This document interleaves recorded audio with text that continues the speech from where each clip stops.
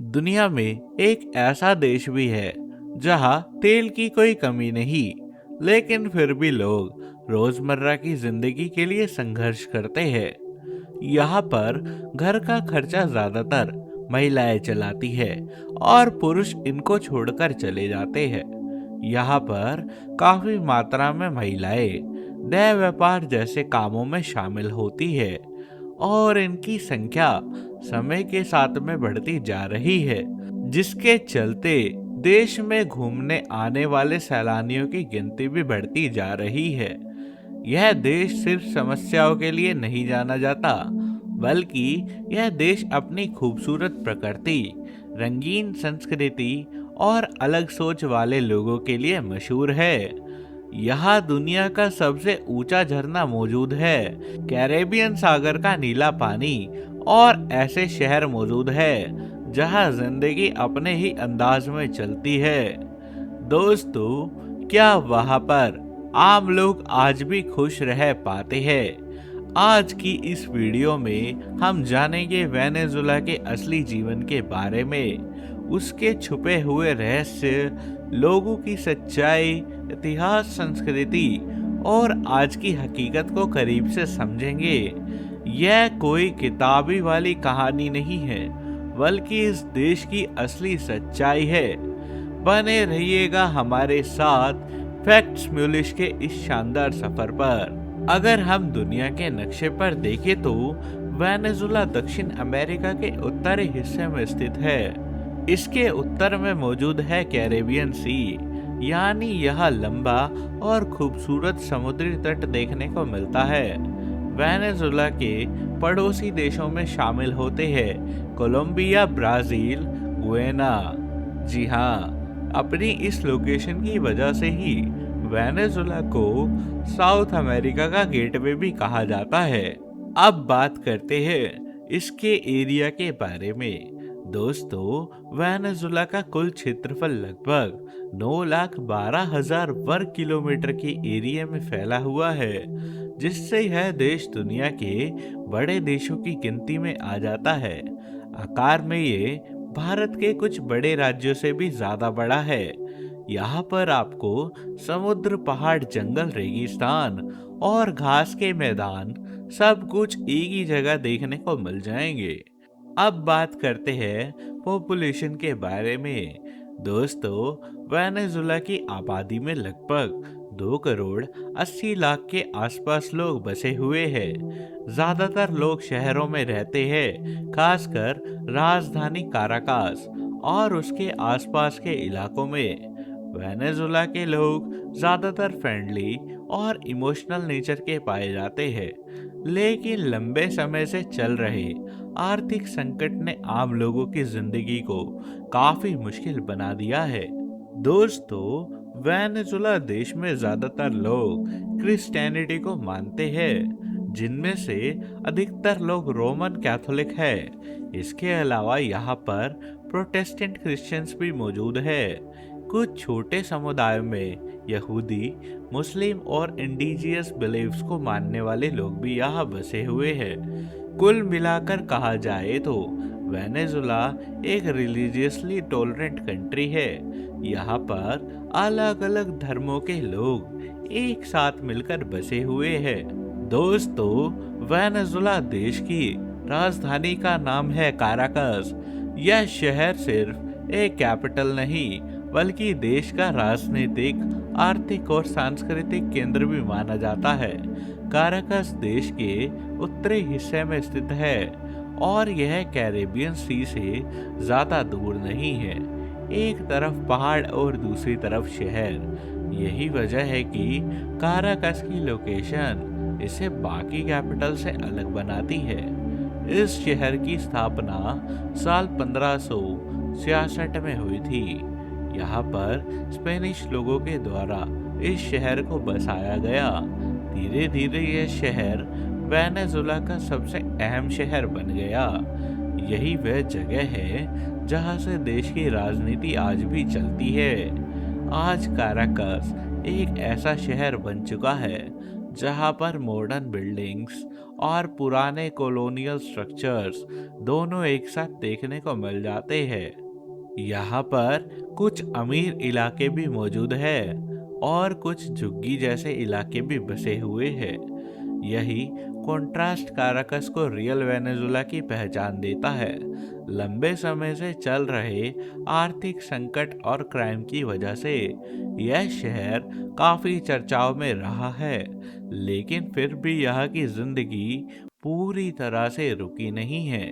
दोस्तों, वेनेजुला का लाइफस्टाइल बाहर से देखने में जितना रंगीन लगता है, अंदर से उतना ही संघर्षों से भरा हुआ है। यहाँ के लोग जिंदगी को पूरा एनर्जी के साथ में जीना जानते हैं, चाहे हालात कितने भी मुश्किल क्यों ना हो। आर्थिक संकट के बावजूद वेनेजुला के लोगों में खुश रहने और आगे बढ़ने की आदत साफ दिखाई देती है। शहरों में रहने वाले लोग, खासकर काराकस जैसे बड़े शहरों में, ज्यादातर छोटे घरों या अपार्टमेंट्स में रहते हैं। यहाँ पर फैमिली कल्चर काफी स्ट्रोंग है। लोग अपने माता पिता, भाई बहनों और रिश्तेदारों के साथ में जुड़े रहते हैं। वही गांव में देखे तो लोग छोटे कस्बों में रहने के लिए बसे हुए हैं। आज भी वे सिंपल लाइफ जीते हैं और खेती या छोटे कामों पर पूरी तरह से निर्भर रहते हैं। यहाँ के लोगों के लाइफस्टाइल में म्यूजिक, डांस और फुटबॉल का बहुत ही बड़ा रोल है। यहाँ लैटिन म्यूजिक, स्ट्रीट डांस और लोकल फेस्टिवल्स लोगों को थोड़ी देर के लिए उनकी परेशानियां भूलने का मौका देते हैं। खासकर वीकेंड्स पर लोग फैमिली या दोस्तों के साथ में समय बिताना पसंद करते हैं। खाने पीने की बात करें तो वेनेजुला का लाइफस्टाइल उनके ट्रेडिशनल फूड से भी जुड़ा है। अरेपास, एम्पानाडास और लोकल स्ट्रीट फूड यहाँ के आम खानों में शामिल है। महंगाई की वजह से कई बार खाना जुटाना मुश्किल हो जाता है, लेकिन फिर भी जो मिलता है उसी में यहाँ के लोग खुश रहना जानते हैं। महिलाओं के लाइफस्टाइल की बात करें तो ये भी काफी अलग और इंटरेस्टिंग देखने को मिलता है। वेनेजुला की महिलाएं कॉन्फिडेंट, फैशन कॉन्शियस और हार्ड वर्किंग मानी जाती है। चाहे मुश्किल हालात ही क्यों ना हो, सीमित संसाधन होने के बावजूद महिलाएं अपने परिवार और समाज को संभालने में काफी बड़ी भूमिका निभाती है। सुरक्षा और क्राइम का असर भी लाइफस्टाइल पर साफ दिखाई पड़ता है। कई लोग रात में बाहर निकलने से बचते हैं और डेली लाइफ में सावधानी बरतना जरूरी हो गया है। फिर भी वेनेजुला के लोग डर के बजाय हिम्मत के साथ में जीना पसंद करते हैं। दोस्तों, वेनेजुला अपनी समस्याओं से भरा देश है, लेकिन टूरिज्म के मामले में यह कुदरत के अद्भुत नज़ारों से भरा हुआ है। यहाँ आप दुनिया की सबसे ऊंची वाटरफॉल से लेकर कैरिबियन के सफ़ेद समुद्री तटों को सब कुछ देख सकते हो। यहाँ पर एंजल फॉल्स की बात करें तो यह दुनिया की सबसे ऊंची अनटूट वाटरफॉल है, जिसकी जमीन से ऊंचाई लगभग 979 मीटर पाई गई है। यहाँ का दृश्य इतना भव्य है कि इसे देखकर हर कोई दंग रह जाता है। एंजल फॉल्स को देखने के लिए कैनेमा राष्ट्रीय उद्यान जाना पड़ता है, जहाँ पर जंगल, नदियाँ और टैपूज की प्राकृतिक सुंदरता आपको घेर लेती है। वहीं अगर आपको समुद्र और बीचेस पसंद है तो लॉस रोक्यूस एर्पलिजो एक सपनों जैसा डेस्टिनेशन प्लेस है। यह एक बड़ा सा समुद्री पार्क है जिसमें 300 से ज़्यादा छोटे छोटे द्वीप और सफ़ेद रेत के बीच मौजूद है। यह एक बड़ा समुद्री पार्क है जिसमें 300 से ज़्यादा छोटे छोटे द्वीप और सफ़ेद रेत के बीच मौजूद है, जहां आपको स्नॉर्कलिंग, स्विमिंग और बोट राइड्स का मज़ा लेने को मिल सकता है। अगर आप शहर और माउंटेन्स दोनों में घूमना चाहते हो तो मेरेडा आपके लिए बेस्ट स्पॉट रहेगा। यह एंडीज पहाड़ों में बसा हुआ एक सुंदर सा शहर है जहां से आप लोग पिको बोलीवर और दुनिया के सबसे लंबे केबल कार राइड्स का अनुभव भी ले सकते हो।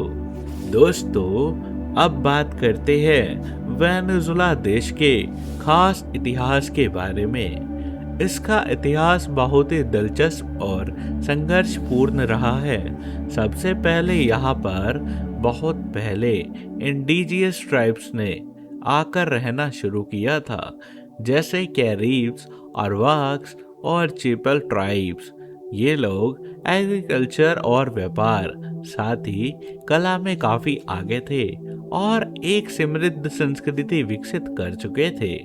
लेकिन साल 1400 में स्पेनिश खोजकर्ता क्रिस्टोफर कोलंबस के आने के बाद वेनेजुला की कहानी बदल गई। स्पेन ने इसे पूरे क्षेत्र पर कब्जा कर लिया और इसे अपनी कॉलोनी बना दिया। स्पेनी लोगों ने यहाँ पर आकर शासन किया और गांव की प्राकृतिक संसाधनों का उपयोग किया। वेनेजुला की आज़ादी की लड़ाई साल 1800 में शुरू हुई, जब काराकस में एक बड़ा आंदोलन चालू हुआ और स्पेनिश सरकार के खिलाफ में विद्रोह शुरू कर दिया। इसी दिन को वेनेजुला के लोगों ने आज़ादी के आंदोलन की शुरुआत कर दी। तो दोस्तों, ये था हमारा वेनेजुला देश का एक अनोखा सफर। अगर आपको वीडियो पसंद आई हो तो इसको लाइक करें, शेयर करें और चैनल पर नए हो तो इसको सब्सक्राइब कर ले। हम जल्द मिलेंगे। जब तक के लिए नमस्कार, बाय बाय, टेक केयर।